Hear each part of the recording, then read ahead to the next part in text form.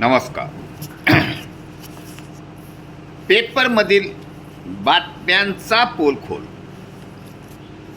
राष्ट्रवादी काँग्रेसचे 2 नगरसेवक बिनविरोध आले, हेड न्यूज आहे. त्याच्यानंतर दुसरी एक बातमी आहे, निवडणुकीत काम न केल्याने ठेकेदारावर हल्ला, 7 जणांविरोधात गुन्हा दाखल. आणि त्यानंतर एक छोटीशी बातमी आहे, सोशल मीडियावर पोलिसांची नजर.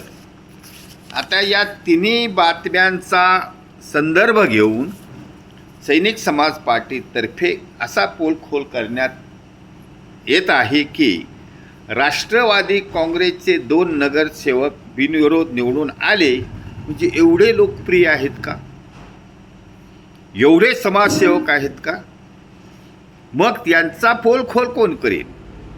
ते व्हेदर बिनविरोध निवडून येण्याच्या कोणत्या कॅटेगरीने आले?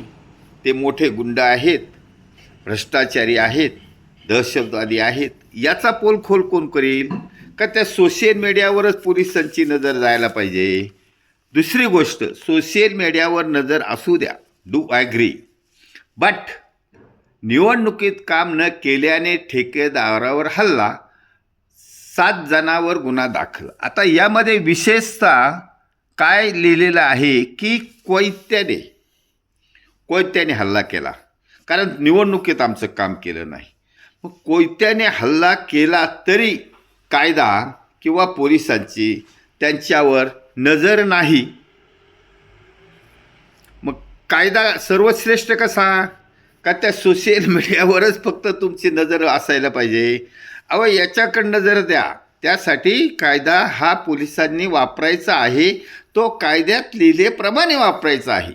सोशल मीडियावर टाकलेली एक छोटीशी एखादे वाक्य डिफेमेटरी असेल तो फार मोठा दखलपात्र गुन्हा नाही, परंतु कोयत्याने जर ऑन रोड एखाद्यावर हल्ला होत असेल तो सिरियस ऑफेन्स आहे, दखलपात्र आहे, आणि त्या it should be taken seriously by government. सरकारने त्याचा दखल घ्यावा.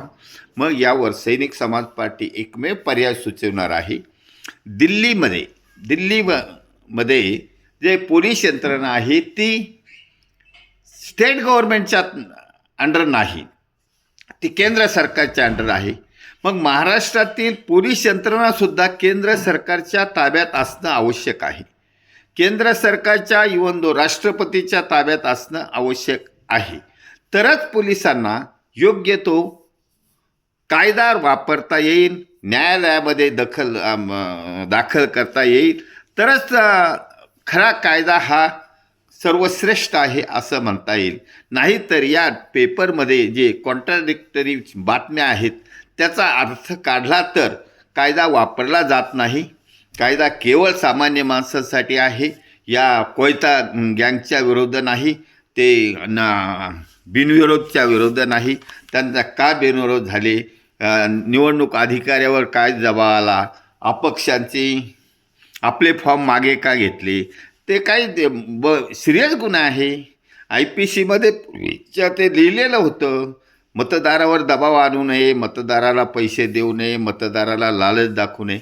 या काय IPC ज्या कलमं होते त्याचा परामर्श न घेताच ह्या पेपर चालू आहे, कायदा चालू आहे, आम समाज त्याच्यामध्ये भरडला चालला आहे. तरी पण जरी हे नगरसेवक झाले, आमदार खासदार झाले, काही झाले, तरी ते अण्णा हजारे इतके लोकप्रिय होऊ शकत नाही. कारण माननीय अण्णा हजारे यांनी देशसेवा केलेली आहे.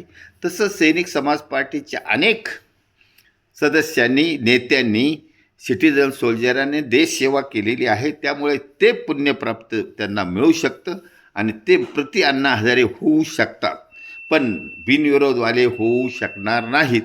तसंच मुंबईमध्ये सुद्धा काही बातम्या अशा आल्यात की मुंबई वाचवायची आहे, पण जर कोणी विरोध आलं ठोकशाही करा. अरे ठोकशाही करा म्हणजे कायदा तुमच्या हातात घ्या. मग पोलीस यंत्रणा कशाला आहे? पोलिसांना काही काम नाही का? पोलिसांना तुमच्यावर कंट्रोल करायचं नाही का? त्यासाठी तुम्ही सर्वांनी, समाजाने, सैनिक समाज पार्टी हा पोलखोल याच्यासाठी करत आहे की समाजांनीच कायदा सर्वश्रेष्ठ आहे असं दाखवून देण्यासाठी सैनिक समाज पार्टीमध्ये येण्याची गरज आहे. धन्यवाद.